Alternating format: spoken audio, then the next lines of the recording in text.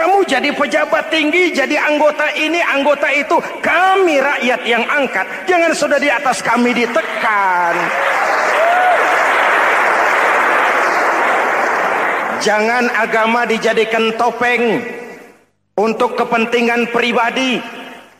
Berpolitik untuk kepentingan agama, ayo. Tapi menjual agama untuk kepentingan politik, itu yang merusak agama.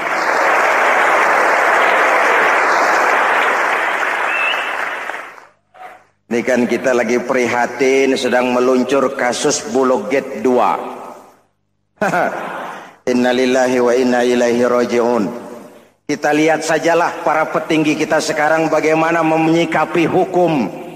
Sebab saya dengar ada bargaining. Orang takut teriak maling sapi karena DE maling wedus. Tidak berani teriak ada maling sapi karena dia maling kambing. Yang lain maling ayam, dikumpulin ternyata maling semua.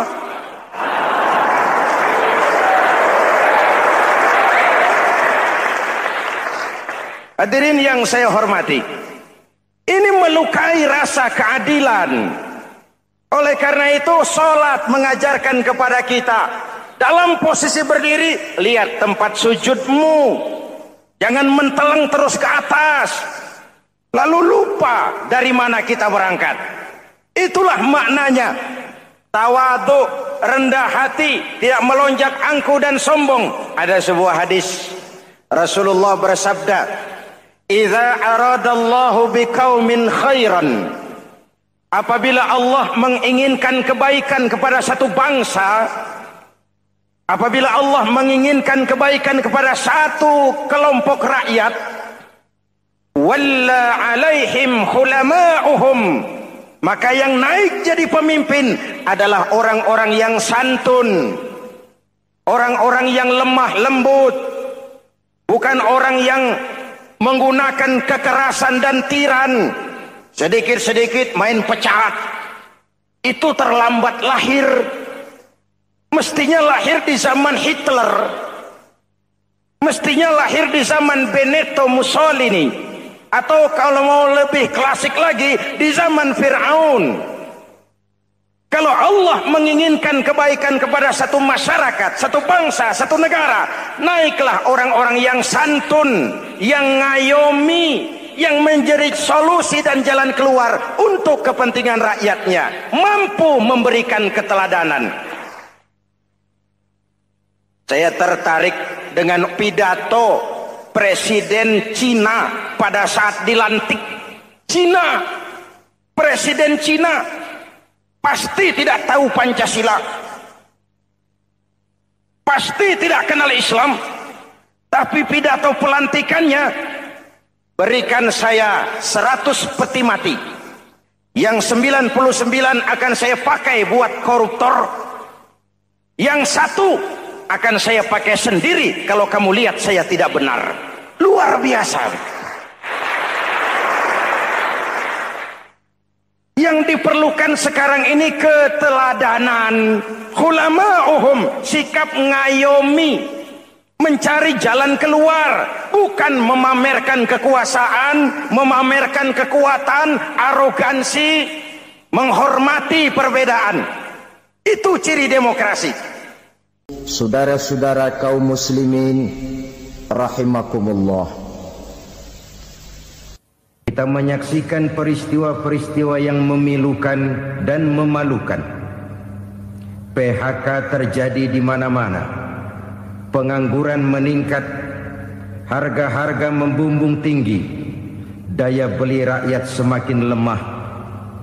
Sementara di bidang politik, kejadian-kejadian memberikan indikasi bahwa persatuan dan kesatuan kita sebagai bangsa dewasa ini tengah berada dalam ujian yang berat.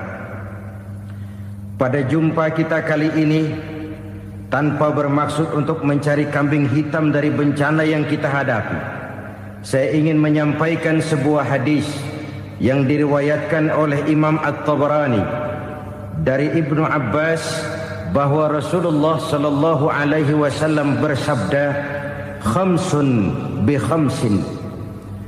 ada 5 perkara yang dapat menimbulkan 5 macam bencana.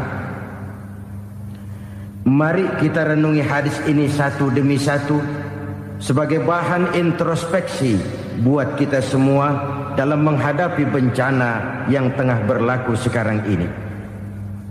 Yang pertama, ma naqasa qaumul ahda illa sullita alaihim aduwwuhum. Apabila suatu kaum sudah mengingkari janjinya, maka mereka pun akan dikuasai oleh musuh-musuh mereka. Sederhana saja nampak kalimat dalam hadis ini. Apabila orang sudah mengingkari janji, mereka akan dikuasai oleh musuh-musuh mereka sendiri. Dan musuh kita yang paling utama saat ini adalah kemiskinan dan kebodohan. Kenapa itu terjadi? Karena kita mengingkari janji kita sendiri. Di saat awal-awal berdirinya Orde Baru, kita pernah berjanji untuk melaksanakan Pancasila dan Undang-Undang Dasar 45 secara murni dan konsekuen. Kita berjanji bahwa kita akan menegakkan pemerintah yang bersih dan berwibawa. Itu semua pada permulaannya. Waktu demi waktu berjalan, kita lupa dengan janji yang kita ucapkan itu. Ketuhanan yang Maha Esa kita ucapkan, tapi kesetanan yang luar biasa yang kita lakukan. Kemanusiaan yang adil dan beradab yang kita dengungkan, tetapi kemanusiaan zalim dan biadab yang kita praktekkan.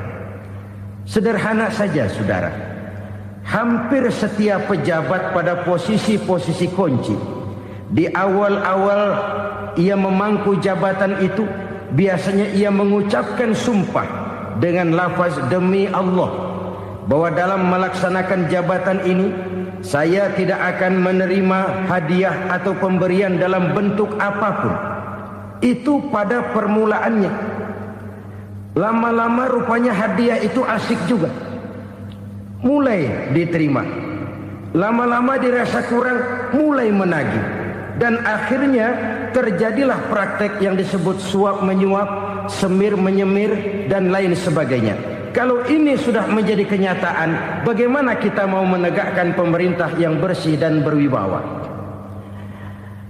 Undang-Undang Dasar 45 menyatakan bahwa bumi, air, dan seluruh kekayaan negara dikelola oleh negara bagi sebesar-besar kemakmuran rakyat. Yang terjadi adalah bahwa kita merasa mewakili rakyat untuk menikmati harta dan kekayaan negara, sehingga rakyat banyak tidak bisa ikut menikmatinya. Menumpuklah harta itu sehingga terjadilah pepatah, gunung ditimbun, sumur digali. Yang kaya semakin kaya, yang miskin semakin terpuruk. Kita ingkar dengan janji yang kita ucapkan di awal-awal kita bergerak. Kita ingkar dengan janji pada saat kita mengatakannya dengan menyebut nama Allah, dengan mempertaruhkan nama Tuhan. Sehingga pada akhirnya jabatan pun mengalami tender. Sudah menjadi rahasia umum. Orang mau jadi lurah mesti mengeluarkan uang. Mau jadi camat mesti mengeluarkan uang. Mau jadi wali kota, bupati, bahkan gubernur, itu ada pasarannya. Secara logika, kalau orang memperoleh satu jabatan karena banyak mengeluarkan uang, tentu pada saat ia mengeluarkan uang, ia sudah punya pemikiran, modal pasti pulang, modal pasti kembali. Kalau orang memperoleh suatu jabatan karena banyak mengeluarkan uang, maka langkah pertama yang dia lakukan setelah memangku jabatan itu ialah bagaimana uang bisa kembali, bagaimana modal bisa pulang. Kalau modal sudah pulang, pikiran berikutnya bagaimana supaya dapat untung. Lalu kapan mau bekerja untuk kepentingan rakyat? Itu nomor 18.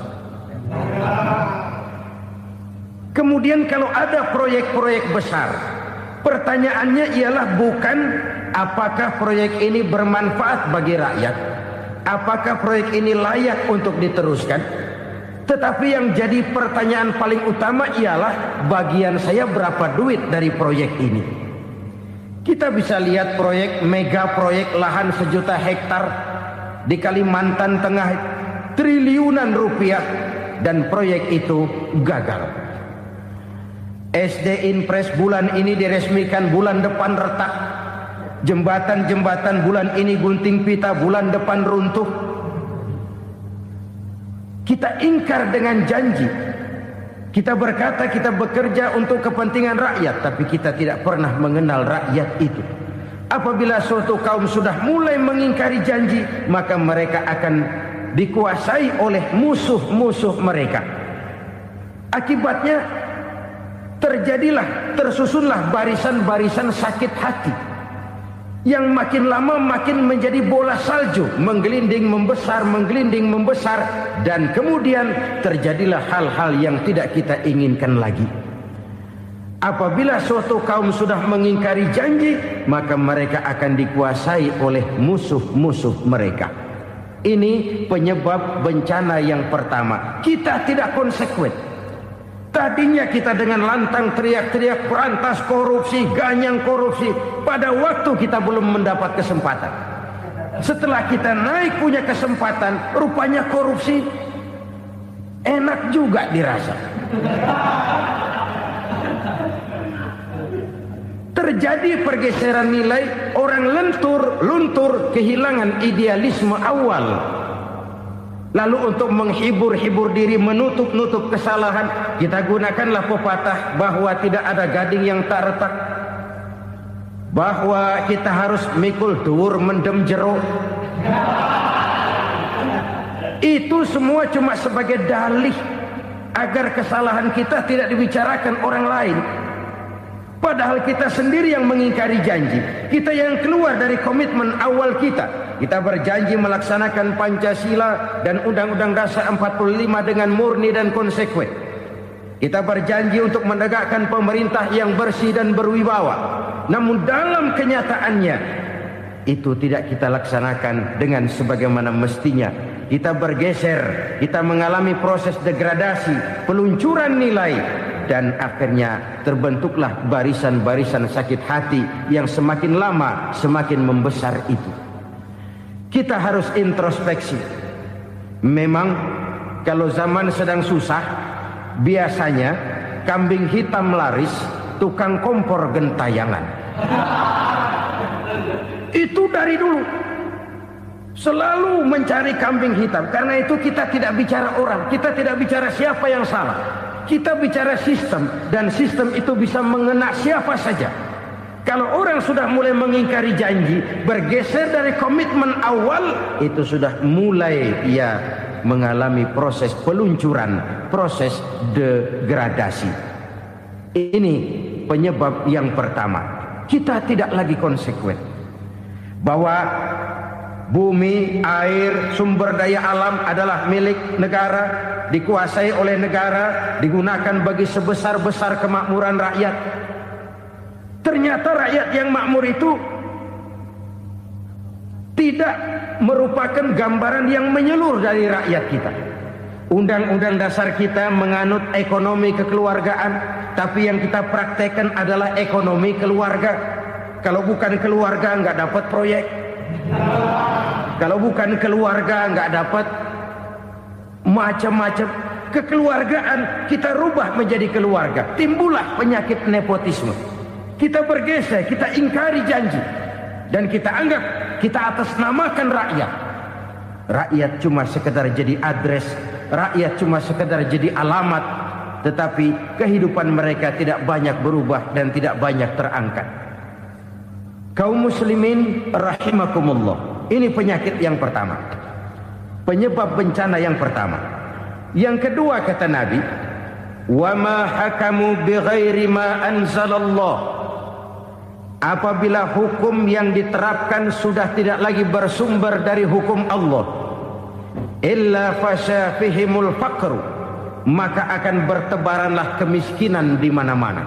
Ini artinya apa? Apabila hukum tinggal sebuah stempel, apabila hukum sudah diatur menurut kepentingan, apabila hukum sudah tidak lagi ditegakkan secara adil, maka kemiskinan merambah di mana-mana. Hukum diatur menurut selera orang yang sedang berkuasa.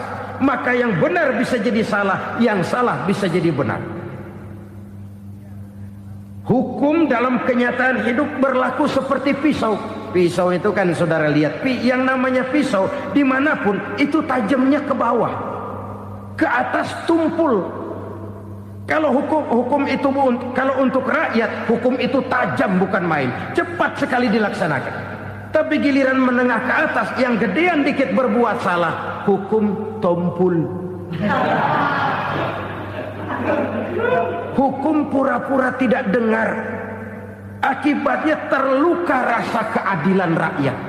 Satu kasus rakyat diam, dua kasus rakyat diam, tiga kasus rakyat diam, kasus terakumulasi di hati rakyat, luka rasa keadilan, dan itu menjadi sumber bencana. Penjarahan, kita tidak setuju itu. Tapi kita harus melihat kausalnya. Itu kan tidak berdiri sendiri. Itu kan karena terlukanya rasa keadilan rakyat. Melihat kesempatan ini tidak merata. Kalau rakyat ini yang ngajukan kredit ke bank, walaupun jumlahnya cuma jutaan, ratusan ribu, susahnya 17 setan. Tapi ada orang-orang tertentu yang agunannya palsu, jaminannya palsu, bawa kata belece, bukan cuma miliaran, triliunan kredit bisa keluar. Terluka rasa keadilan, hilangnya kesempatan. Rakyat cuma dapat kesempitan, jarang dapat kesempatan. Dari lukanya rasa keadilan ini, memang ya entah lipstik, entah basa-basi, dibentuklah tim ini, dibentuklah badan pengawas ini, dibentuklah tim ini. Kalau membentur tahu, hancur tahu. Tapi kalau tim yang dibentuk membentur karang, bukan karangnya yang hancur biasanya, timnya yang bubar. Kenapa? Yang dibentur batu karang yang sangat keras. Kita main-main dengan hukum, kita tidak konsekuen dengan hukum, luka rasa keadilan, dan itu terakumulasi. Edi Tamsil, rakyat tahu, terakumulasi, menguap begitu saja. Kasus-kasus lain rakyat tahu, menguap begitu saja. Ketidakadilan terakumulasi, mengendap di hati rakyat, menunggu ledakan. Pada saat sumbu meledak, rakyat tidak bisa dibendung lagi. Oke, kita tidak setuju dengan penjarahan, tapi jangan melihat itu sebagai peristiwa yang berdiri sendiri. Kenapa itu terjadi? Kausalnya kenapa? Oke, kita tidak setuju memang, tapi yang dijarah oleh rakyat kan memang cuma untuk perut. Yang dijarahkan beras, yang dijarahkan televisi, yang dijarahkan kulkas yang masih bisa dihitung, yang memang real untuk kebutuhan rakyat. Penjara berdasi kepala botak yang menguras uang rakyat habis-habisan, enak saja melenggang dalam kehidupan ini. Makin terluka rasa keadilan rakyat. Apabila hukum yang diterapkan sudah menyimpang dari keadilan yang diajarkan Allah, fasyafihimul fakru, bertebaranlah kemiskinan. Aneh, memalukan, memilukan. Sebuah negara agraris yang katanya pulaunya hijau royo-royo, gemari palau jenawi toto tentem kertora harjo, yang tahun 93 pernah mendapat penghargaan dari FAO, Badan Pangan Sedunia, sebagai negara yang berhasil dalam swasembada pangan. Sekarang ini kita terpaksa betul beli beras dari Vietnam, beli beras ke Kamboja, beli kedelai dari Kamboja. Kenapa? Lahan sawah kita habis ditanami pabrik. Teknologi kita, teknologi loncatan yang non-applied, tidak terpakai oleh kita. Lantas lahan yang tidak bisa kita tanami, kita paksakan lahan-lahan gambut menjadi tanah pertanian yang subur dengan biaya triliunan, dan kita gagal. Kita cari jarum dan kapak hilang. Kita mau jadi negara industri dengan loncatan teknologi yang maju, kita lupakan pola pijak kita sebagai negara agraris, dan akhirnya kita kecolongan. Lihatlah dewasa ini. Rakyat kita antri sembako di mana-mana. Di sebuah negara agraris. Ketidakadilan melahirkan kemiskinan. Kemiskinan moral dan kemiskinan material. Kemiskinan moral, rakyat nggak percaya lagi sama pejabat. Rakyat mengalami krisis figur. Orang alah lu ngomong dah main ember.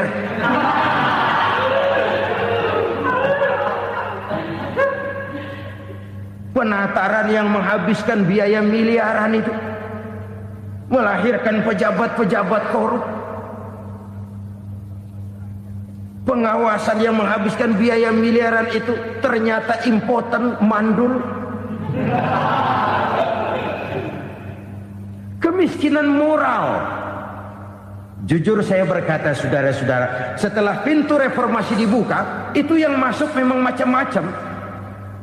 Ada yang memang punya tujuan murni, konsekuen dan punya konsep. Ada yang nunggu di tikungan. Begitu mobil lewat nyamber pintu, berangkat ikut reformasi. Ada yang memanfaatkan momentum mumpung untuk nyampein unek-unek, ngerti enggak, pokoknya ngomong.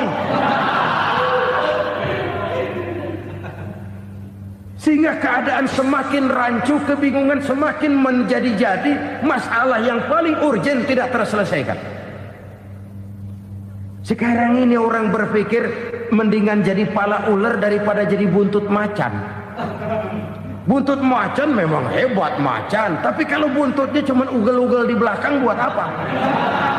Mendingan jadi pala ular, kecil juga nyaplok.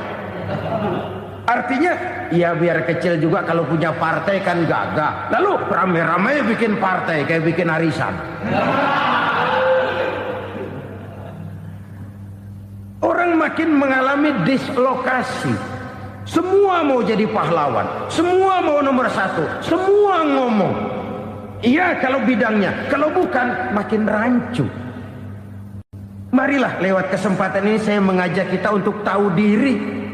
Biarkan politisi ngomong politik, biarkan ekonom menata ekonomi, biarkan praktisi bicara soal hukum, biarkan rakyat munajat, istighfar, mohon pertolongan Allah. Tahu diri kita. Kalau memang ayam, kukuruyuk aja dah.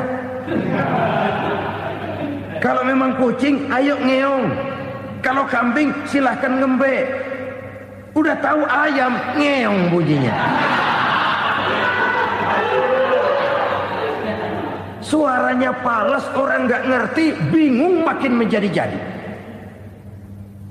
Ibarat kesebelasan sepak bola bangsa kita sekarang ini, rame-rame mau bikin gol, kiper ikut nyerang sekarang.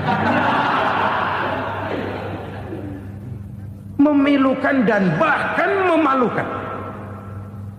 Wa ma hakamu bighairi ma anzalallah illa fasha fihimul fakru. Kalau hukum yang diterapkan sudah menyimpang dari keadilan yang diajarkan Allah, bertebaranlah kemiskinan di mana-mana. Coba sekarang ini, yang punya duit bingung, apalagi yang kagak punya duit. Yang pengusaha gede ngeluh, apalagi yang pengusaha pas-pasan. Yang kagak punya beras, yang punya beras saja masih bingung, apalagi yang nggak punya beras. Ini sudah demikian merata. Dulu kita kagum mendengar konglomerat kelas buadak, kelas-kelas yang seakan-akan cuma ada dalam khayalan mereka, punya kekayaan miliaran dolar, triliunan. Sudahlah, seolah-olah nggak terjangkau sama kita. Weh, ternyata yang gede-gede itu juga gede utangnya. Dan rontok satu demi satu. Ternyata rakyat selama ini cuma dialamatkan, cuma dijadikan adres.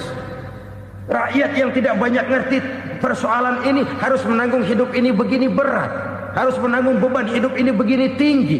Daya beli semakin lemah, semakin terpuruk dan terpuruk, sedang keadaan belum juga banyak berubah. Yang hutang sama luar negeri itu kan bukan rakyat kecil, Ciano. Yang banyak nyimpen dolar juga kan Ciano. Rakyat kecil bocah kampung mah jangankan nyimpen dolar, ngelihat juga tumben. Kemana kita mesti bercermin? Sekali lagi saya mengatakan maaf, kita tidak bermaksud mencari kambing hitam. Karena itu kita tidak bicara orang, kita bicara sistem. Kita bicara keadaan. Beginilah yang dikatakan Nabi. Penyebab timbulnya bencana, hukum yang ditegakkan tidak lagi berorientasi kepada keadilan, tapi berorientasi kepada kepentingan. Akhirnya bentuk hukum seperti pisau, tajam ke bawah, tumpul ke atas. Hukum cuma buat rakyat kecil, tetapi kelompok menengah ke atas kadang-kadang kebal dari perlakuan hukum. Maka bertebaranlah kemiskinan. Iya, kemiskinan moral berupa lukanya rasa keadilan. Kalau rasa keadilan terluka, orang kan nunggu kesempatan, saudara. Iya, dia nggak bisa ngomong. Iya, dia nggak sanggup action. Iya, dia nggak bisa tunjuk rasa. Tapi hatinya kan, kapan ada kesempatan? Kapan ada waktu? Tunggu. Hatinya mesti begitu. Sehingga begitu ada kesempatan, terjadilah hal-hal yang tidak terhindarkan. Dan itu ekses, bukan reformasi. Jangan seperti sebuah dialog saya dengan seorang abang beca. Saya bertanya, bang, ya, abang tahu nggak reformasi? Tahu. Ustaz, apa? Pembakaran. Terus penjarahan. Lalu perkosaan. Itu reformasi. Itu yang saya lihat. Nah, itu yang dia lihat. Saya tentu tidak menyalahkan abang beca kita, karena memang itu yang dia lihat dan sejauh itu wawasannya. Tapi ini indikasi bahwa banyak rakyat kita yang belum bisa menggunakan kebebasan secara bertanggung jawab. Padahal kebebasan tanpa tanggung jawab tirani. Sebuah contoh gampang-gampangan. Saya beli radio, saya setel di kamar saya, lalu saya bilang, ini radio gue. Yang beli gue, pakai duit gue setel di kamar gue, sekeras-kerasnya, gak ada urusan sama orang lain. Itu kata saya. Tetapi tetangga saya sebelah rumah kan boleh juga ngomong begitu. Kata tetangga saya, ini mata gue, yang ngantuk gue tidur di kamar gue. Kenapa suara radio lu nyampe kemari? Artinya apa ini? Kebebasan saya nyetel radio dibatasi oleh kebebasan tetangga saya yang mau tidur. Tidak ada kebebasan mutlak. Kebebasan mutlak tanpa tanggung jawab kembali akan melahirkan tirani, kembali akan melahirkan pemaksaan kehendak. Dan itu lagi-lagi bukan demokrasi. Saudara-saudara kaum muslimin rahimakumullah. Ini penyakit yang kedua, lukanya rasa keadilan, terutama di kalangan rakyat kecil. Itu mengendap menjadi akumulasi dan menunggu giliran kapan bisa dimuntahkan. Dengan kata lain, rakyatnya udah banyak banget makan yang perutnya jadi enak, nyelam. Kapan nunggu muntahnya? Udah begini banyak akumulasi yang mereka pendam di perut ini, sehingga ketika terjadi kesempatan itu sudah tidak terkendalikan lagi. Kita out of control. Saya tidak mentolerir sikap-sikap kekerasan. Bahkan saya lebih cenderung bahwa kalau di rumah kita banyak tikusnya saja racuni, jangan rumah dibakar. Bahwa ada korupsi, ya, ada kolusi, memang ada nepotisme, tentu. Tetapi tikusnya saja racuni. Jangan rumah dibakar. Masa mau ngusir tikus bakar rumah? Tikusnya lari, tikusnya selamat, rumahnya ewes-ewes.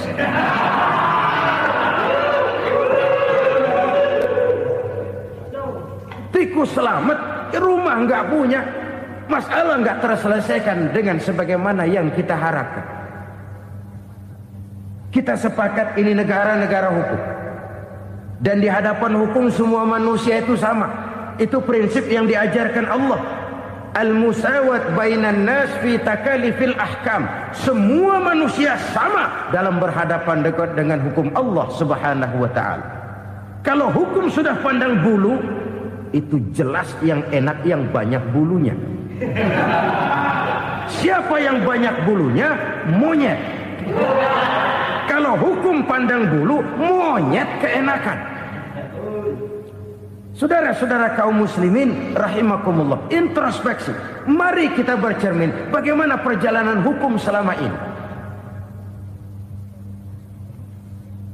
Kalau introspeksi ini kita temukan, lalu ada upaya untuk memperbaiki diri. Jangan menggunakan tak ada gading yang tak retak, mikul duwur mendem jero untuk menutup-nutupi kesalahan orang. Padahal kesalahan itu sedemikian besar. Padahal rakyat kita tiap hari antri sembako. Ada yang sehari sekali makan. Ada yang makan sudah bercampur tiwul. Ada yang nasi sudah dicampur pisang, balik jadi orok lagi. Macam-macam upaya rakyat untuk menangsal perut ini. Lalu rakyat ditenang-tenangkan, lebih baik puasa Senin Kemis sambil menghadapi krisis ekonomi. Kenapa rakyat yang disuruh puasa? Kenapa bukan pejabatnya yang puasa lebih dulu untuk kemakmuran rakyat?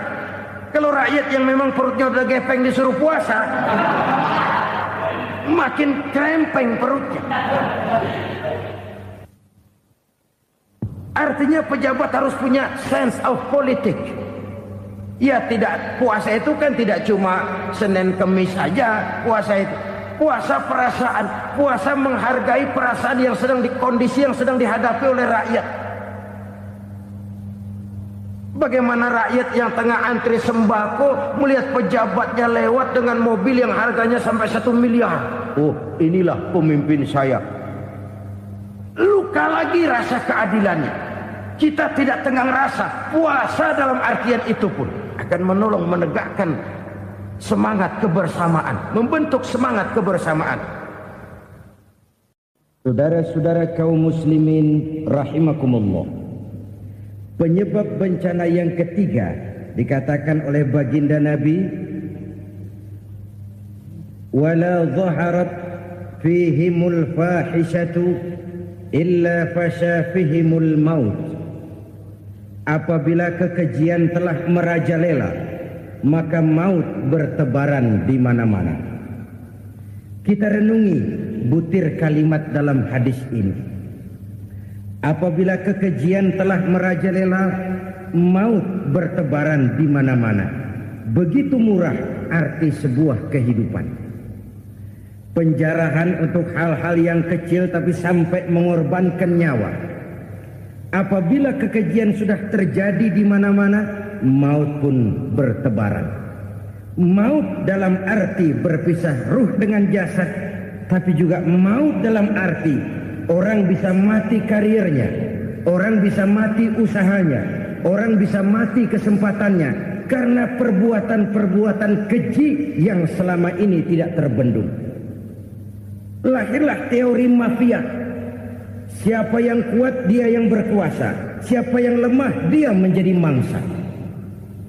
Proyek-proyek besar yang menang tender itu ya dari itu ke itu saja.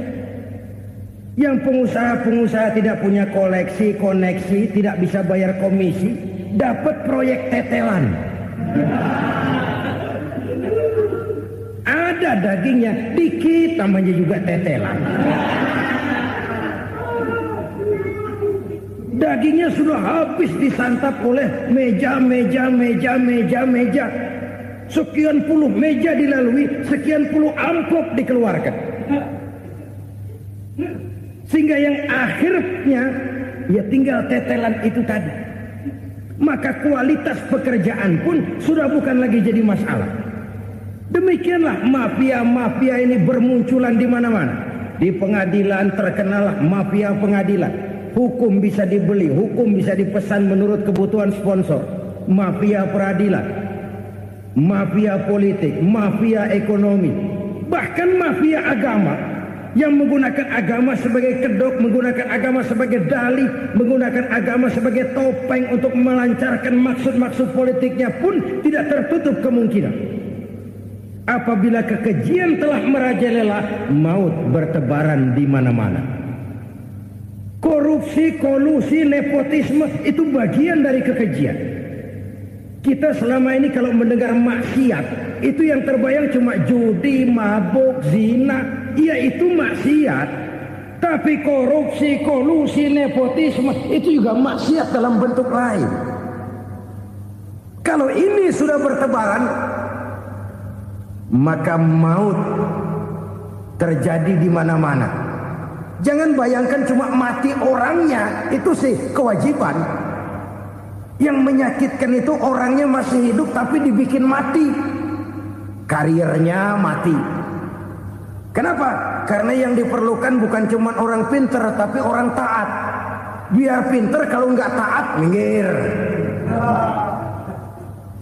Biar bodoh, kalau taat bisa nyenangin atasan, bisa nyemur. Kumaha juragan wae ayo nama. Itu yang kadang-kadang dapat penghargaan. Tidak ada prestasi kerja kecuali bikin senang orang di atas. Kita lihat di desa-desa jalan rusak. Kalau ada berita pejabat anak mau turun, jalan rata sekali. Sampai tanah dari mana aja dikeruk buat ngeratain tuh jalan. Pejabat pulang legok lagi jalanan. Katanya kita kerja buat rakyat, nyatanya kita cuma melayani atasnya. Kenapa? Terjadi lingkaran setan. Seperti kata lagu Dul Sumbang itu. Mahasiswa takut sama dosen, dosen takut sama dekan, dekan takut sama rektor, rektor takut sama menteri, menteri takut sama presiden, presiden takut sama mahasiswa. Lemuter balik lagi. Lingkaran setan. Lingkaran setan. Saudara-saudara kaum muslimin rahimakumullah, kekejian yang merajalela, praktek-praktek mafia yang tertuang dalam kehidupan sehari-hari menyebabkan orang mati karirnya, jasad masih hidup, karir mati, itu menyakitkan. Mati bisnisnya. Rakyat kecil pernah senang ketika cengkeh booming, harganya bagus, rakyat banyak yang pergi haji.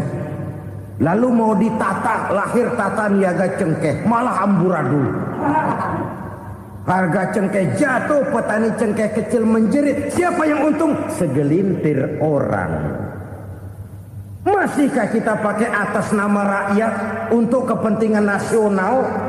Padahal yang nyanyi cuma segelintir orang. Masihkah kita mau bohongi rakyat ini dengan mobil nasional tapi bikinan Korea? Masihkah kita mau bermain verbalisme, bermain kata? Ini sebuah masa lalu yang tidak perlu terulang lagi untuk masa-masa yang akan datang. Kekejian merajalela, orang mati karir. Bisa mati usaha, mati bisnis. Usahanya maju, dirangkul, hancur. Usahanya maju, dipukul, hancur, tenggelam. Bahkan yang memilukan dan memalukan badan-badan usaha milik negara itu dikebiri sedemikian rupa sehingga tidak menghasilkan hal-hal yang bermanfaat buat negara. Saudara-saudara kaum muslimin rahimakumullah, kalau nafsu yang sudah mengatur itu semua, maka kekejian pun merajalela. Orang sudah pakai teori mafia, yang kuat dia yang menang, yang kuat dia yang berkuasa, yang lemah silakan minggir di sudut-sudut kehidupan. Kalau kekejian seperti ini merajalela, maut bertebaran di mana-mana. Banyak orang mati karirnya, banyak orang mati usahanya, banyak orang mati imajinasinya. Sekarang ini dalam dunia seni, yang banyak karyawan seni, bukan seniman. Seniman itu kan dilahirkan. Lain seniman, lain karyawan seni. Sekarang yang banyak karyawan seni, bukan seniman. Mati karier, mati imajinasi, mati improvisasi. Sehingga kehidupan persis sinetron. Sinetron itu yang kita lihat rumah mewah, yang kita lihat rumah bagus. Gak pernah kita lihat di sinetron kita ini rakyat antri sembako. Kita dijejali hal-hal yang indah, yang wah, yang membuat kita tenggelam dalam gaya hidup instan, tenggelam dalam gaya hidup wah. Kita lupa dengan realitas keseharian di tengah-tengah masyarakat kita. Lahirlah kelompok-kelompok selebritis, dibesarkan oleh berbagai media. Selebritis pilek aja masuk koran, pilek.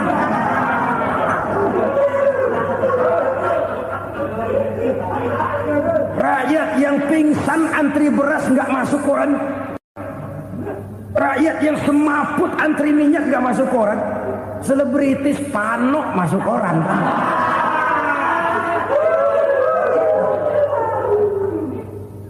Kita besarkan hal-hal kecil, kita kecilkan hal-hal besar. Karena apa? Kita mengejar oplah. Kita profit oriented, tidak lagi berorientasi kepada realitas hidup yang kita hadapi ini. Kalau kekejian sudah merajalela kata Nabi, maka maut bertebaran di mana-mana. Maut dalam artian maut, coba lihat sekarang begitu murah nyawa. Karena 1000 perak orang mau nusuk bunuh. Karena beras seliter orang khilaf. Begitu murah kehidupan. Tapi kekejian dalam bentuk korupsi, kolusi, nepotisme. Kekejian dalam bentuk itu mematikan karier, mematikan bisnis, mematikan imajinasi, mematikan kreativitas. Itu juga maut dalam bentuk lain akibat kekejaman lain. Ini penyebab yang ketiga. Yang keempat, penyebab bencana menurut baginda Rasul, wala tuffiful mikyala illa muni'un nabat. Apabila timbangan sudah dicurangi, maka tercegahlah tumbuh-tumbuhan. Apabila timbangan sudah mulai curang, maka terjadilah musim paceklik. Apabila bisnis sudah bergaya mafia tadi itu, kecurangan-kecurangan terjadi, tender di balik pintu, yang dimenangkan cuma kelompok-kelompok yang bisa memberikan presentasi yang besar, muni'un nabat, terjadilah paceklik. Paceklik, panen gagal. Wereng, ya wereng. Kemarau panjang, it's okay. Air sulit, iya. Tetapi kan semua itu ada yang ngatur. Kemarau ada yang ngatur. Belalang itu ada yang ngatur. Air itu juga ada yang ngatur. Yang ngatur itu yang serba maha. Kalau ia murka melihat kecurangan timbangan, Allah itu kalau murka kan gampang saja. Tinggal komandoin balang. Lang, hancurin tuh sawah. Konvoy belalang, konvoy. Allah tinggal ngutik. Angin El Nino, mampir lo ke Indonesia. Hujan gak turun-turun, kemarau panjang. Jadi kalau musim kemarau kan namanya anginnya El Nino. Kalau musim hujan anginnya namanya La Nina. Cakep namanya, kejem orangnya. Saudara lihat Cina sekarang sedang kena La Nina, banjir besar, ribuan orang meninggal. Dia mah ribuan mati kagak berasa, rakyatnya miliaran. Bangladesh lagi ngalami La Nina, India lagi ngalami La Nina. Angin, hujan, kemarau, belalang itu kan ada yang ngendaliin. Kuncinya bukan di belalangnya, kuncinya bukan di peredaran matahari berputar, kuncinya di atas yang mengatur semua itu. Kalau timbangan sudah mulai curang, pengusaha sudah nggak mau jujur, apa nggak bikin perut jadi mual, Begitu rakyat antri sembako pingsan nggak dapat beras, sementara beras ditumpuk-tumpuk sampai membusuk. Kemana hati nuraninya? Kemana akal pikirannya? Kemana mereka yang berbuat atas nama rakyat tapi melihat rakyat susah tidak tergerak hatinya? Apabila timbangan sudah mulai dicurangi, bisnis sudah mulai melenceng, maka terjadilah paceklik. Sebuah negara yang berhasil dalam swasembada pangan, lalu sekarang menjadi negara yang rakyatnya antri untuk memperoleh kebutuhan pangan. Saudara-saudara kaum muslimin rahimakumullah, ini intinya adalah kecurangan.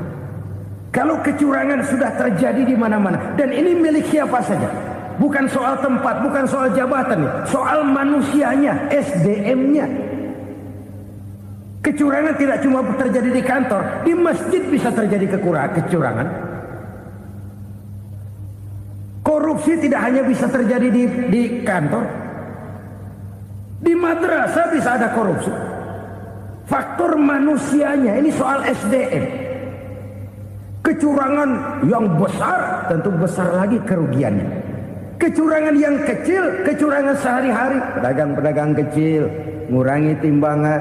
Barang yang buruk dikatakan baik, yang baik dikatakan buruk. Itu merugikan perorangan.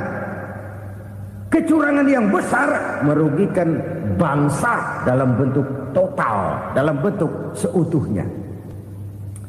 Nah, kecurangan-kecurangan seperti ini rakyat kan lihat, rakyat kan tahu, dan itu kembali terakumulasi di sini, pegel. Dan jangan lupa, rakyat yang nggak ngomong itu, rakyat yang gak bersuara itu, batinnya menjerit, jeritannya menggoncang aras, dan itu didengar Allah. Yadullah fauqal jamaah, kata Nabi. Tangan Tuhan di atas orang banyak. Jeritan hati rakyat menggoncang aras. Rakyat yang terlalu banyak dizolim, rakyat yang terlalu banyak dirugikan, ya rakyat yang terlalu banyak di atas namakan, menjerit batinnya, menggoncang aras, dan Allah bisa menggerakkan apa saja untuk membuat satu situasi. Allah bisa menggerakkan apa saja untuk membuat satu situasi. Saudara-saudara kaum muslimin rahimakumullah, ini faktor yang ketiga, timbulnya kecurangan. Faktor yang keempat maksud saya. Yang kelima, penyebab timbulnya bencana menurut baginda Nabi, wala muni'uz zakat wala muni'uz zakat illa hubbisa anhumul qatru. Apabila zakat enggan dibayar, maka tercegahlah qatrun.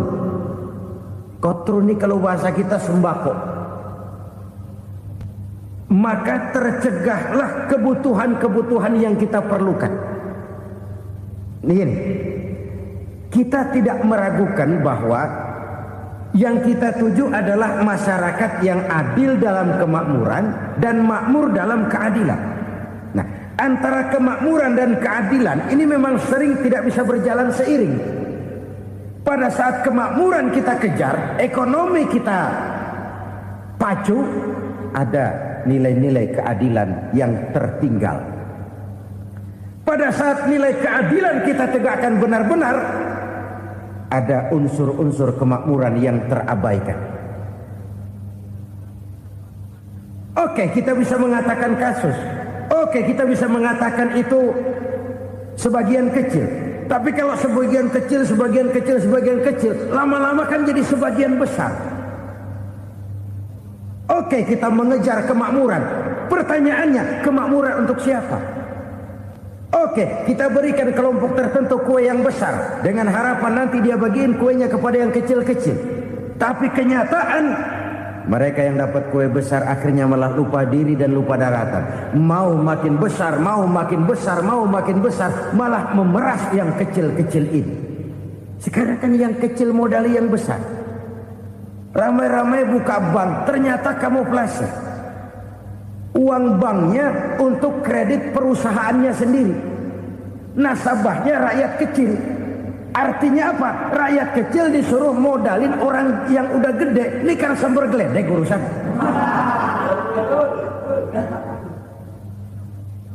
Ini kan permainan apa lagi? Rakyat kecil suruh modali yang gede.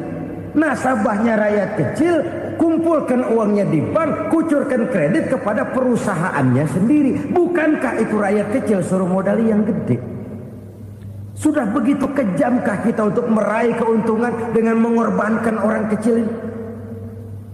Sudah tidak bicara lagi kah nurani kita melihat penderitaan orang yang semakin susah ini? Kalau zakat enggan dibayar, padahal zakat 2,5% saja, 2,5% saja. Kalau itu pun enggan, kalau zakat saja enggan, bagaimana pula yang namanya sodako, bagaimana pula yang namanya infak, bagaimana pula yang namanya santunan, bantuan. Kadang-kadang lipstick nyumbang si nyumbang, cuman nyolongnya lebih gede. Ini namanya sumbangan lipstick. Buat lipstick itu kan buat ngumpetin bibir pucat. Itu fungsi utama lipstick. Buat ngumpetin korupsinya, nyumbang kegiatan-kegiatan sosial. Tapi yang dia korup lebih gede dari yang dia sumbangin.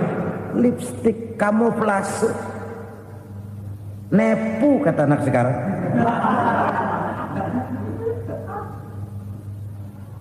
Saudara-saudara kaum muslimin rahimakumullah.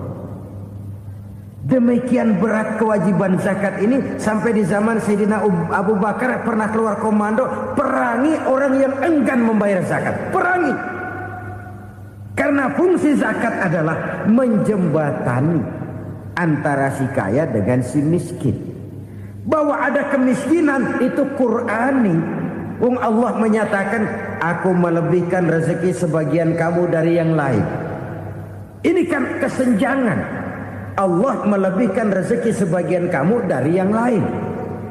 Ada itu. Tetapi itu berjalan secara nature. Nah, kalau direkayasa, yang kaya semakin kaya, yang miskin semakin terpuruk, yang sudah besar dapat proyek besar, yang kecil dapat tetelan. Ini kan rekayasa namanya. Kesenjangan yang direkayasa ini yang kita harus kikis. Nah, fungsi zakat menjembatani dari sisi sosial. Dari sisi pribadi, Nabi berpesan, zakku amwalakum biz zakat. Bersihkan hartamu dengan zakat. Sekarang ada istilah nyuci uang. Uang hasil korupsi itu bisa dicuci, dijadikan uang bersih. Bukan pakai rinso, bukan. Pakai politiknya koruptor, diolah sedemikian rupa sehingga jadi uang resmi. Sudah memutik, itu termasuk yang disebut kejahatan kerah putih, white collar crime. Kejahatan kerah putih, kejahatan pakai dasi, kejahatan kelas kakap. Makanya orang mendingan goblok kagak bener daripada pinter kagak bener. Goblok kagak bener itu gampang ngurusinnya. Pinter kagak bener, ini yang berabe bener ngurusinnya.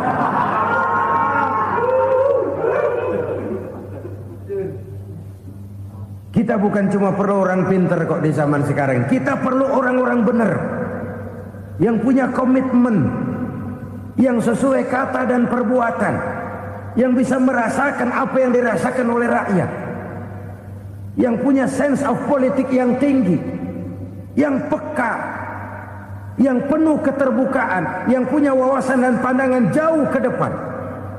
Dari sisi pribadi, zakat itu membersihkan harta kita. Ya, dia tercampur dengan yang subuhat, dia bahkan mungkin tercampur dengan sedikit-sedikit yang haram. Itu zakku amwalakum biz zakat. Bersihkan hartamu dengan zakat itu. Pada sisi sosial ia menjembatani, pada sisi pribadi ia membersihkan harta kita. Karena itu kalau kita berdoa minta rezeki, syarat rezeki itu halalan, thayyiban, wasi'an. Nggak pernah kurang dari 3 itu. Halal, bagus, banyak.